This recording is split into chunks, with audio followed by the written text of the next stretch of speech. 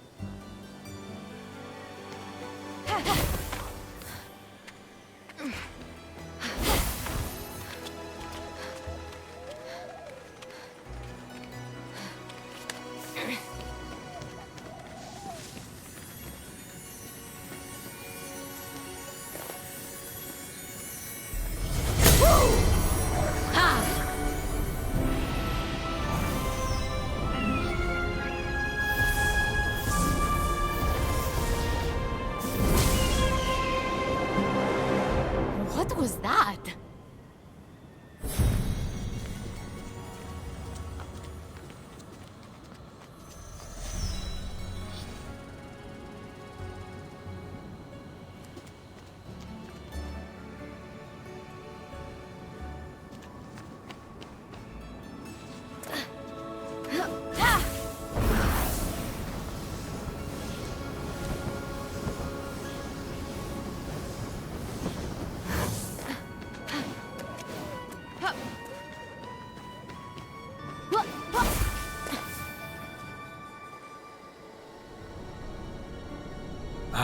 The Valley of Eternal, the Hall of the Gods. Eros' palace. Oh, I'm glad he finally got his happy ending. And a palace belonging to the goddess of beauty herself. Of course, Aphrodite would claim the prime real estate with the best view. As long as she's safe from prying eyes, I'm happy. From such great heights, a fluttering of birds, feeding from the most beautiful apple tree, caught Phoenix's eye. Phoenix was about as high as I was when I thought marrying Aphrodite off to Hephaestus would stop the other gods from fighting over her. Yes, that view from Mount Olympus is something else. I haven't seen it in years. You're not getting that high again, so stop asking.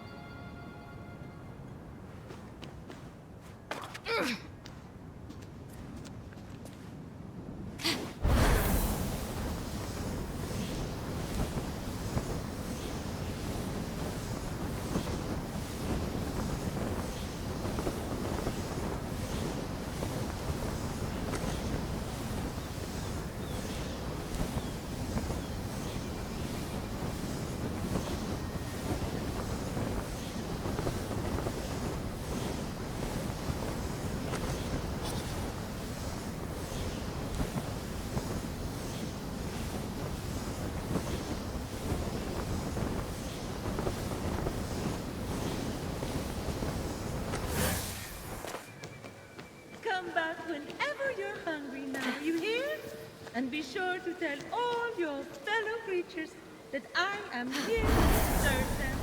Fresh up, available nights. And then, if I could move, I could live.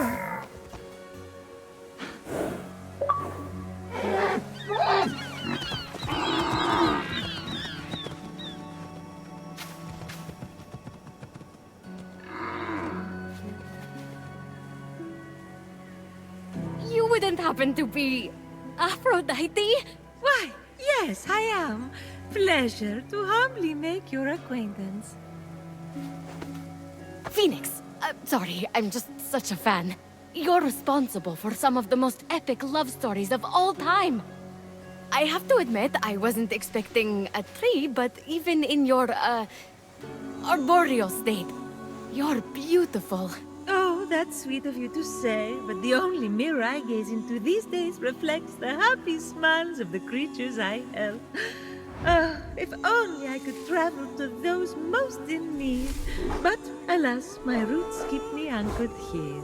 So that's why Typhon did this to you. So you can't use your beauty to move ships or inspire bravery in battle against him. Me? Start a war? I don't know where you get such outlandish ideas. True beauty is found in acts of service. True love is the giving of yourself to others. The name Aphrodite should have stood for those things all along. She did not just say that. I am reformed now. My old essence locked away in a vault, wedged under my largest root, which is for the best. Maybe I could get that essence back for you. I'm going to need allies to go up against Typhon. We have the hungry to think about. You said you need to free yourself from your roots. To feed the hungry, of course. Well, my roots were as a pretty bad farmer. So I know how to hurt plants. Salt. It shrivels them up. Oh, would that work? But of course my roots are not ordinary. They're primal, powerful. So we'll need, mythical salt water? Oh! This is in the prophecy! A pearl in rough seas! You were a pearl born from rough seas! The salty sea foam from your birth! Yes, what an inspired proposal. But I couldn't possibly trouble a stranger to recreate the conditions of my birth. What if a stranger asked to be troubled? If a stranger asked to be troubled, then I suppose I wouldn't really be troubling them at all. Here's how to conjure sea foam from my birthplace. I already know all about this. Mom loved this story. Grandpappy Uranus threw a pearl into the sea. The sea churned into foam, and Aphrodite rose up out of it. A pearl? Grandpappy? I'm not sure that's how it... That's definitely the story. Okay. I'm sure that's how it went, down. Got it. Knock a pearl into the ocean really hard. That sounds simple enough. Oh, thank you, Phoenix. I'll be serving fresh apples to the less fortunate across the Golden Isle in no time. Well, this is weirder than the time Demeter turned that kid into a lizard. Aphrodite? Sweet and charitable? No more mischief? Isn't that what you were aiming for when you married her off to Hephaestus against her will? Hey now, it wasn't. I mean, she knew I was doing it for her own good.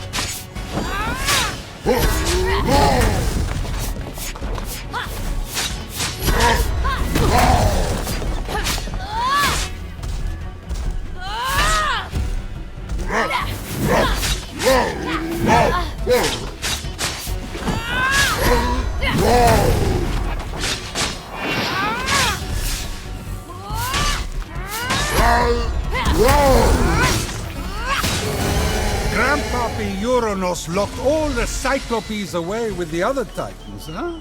Yes, he was afraid they'd overthrow him. There was a prophecy. Bored. Grandpappy made the right call. Those things are an eyesore. Get it?